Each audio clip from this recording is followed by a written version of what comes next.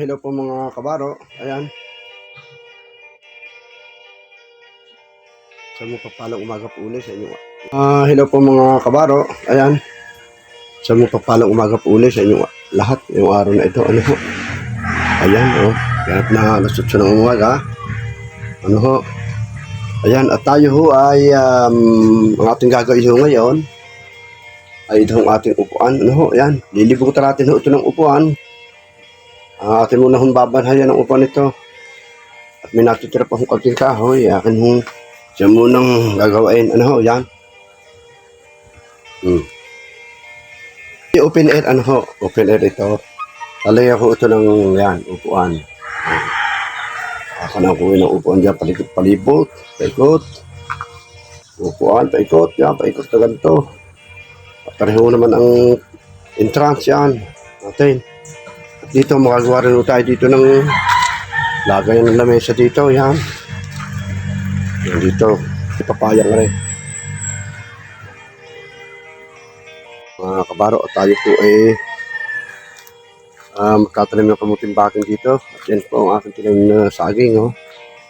Yan. Oh. Yan. Ayan. Oh. Tanim ko ng saging. Yan. At kung ahoy mayroong itinanim na isa ay may bunga na. Yan ho. At ipakita ko sa inyo. Mamaya ho. Yan. Naritan din ako ng papaya. Tatanim mo tayo ng kamuting baking dito. Ng talbos nito. Kaya ito yung tinatanim ko. Napakaganda ko ng talbos nito. Ayan.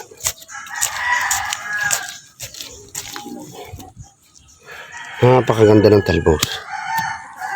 Kamuting ito. Panalbosan din ho. Pag baway na rin at magugulay. Ayan. Kaya ako magtatanim dito ng kamuti. Bagay. Maisama na sa gulay pag nagluto din eh.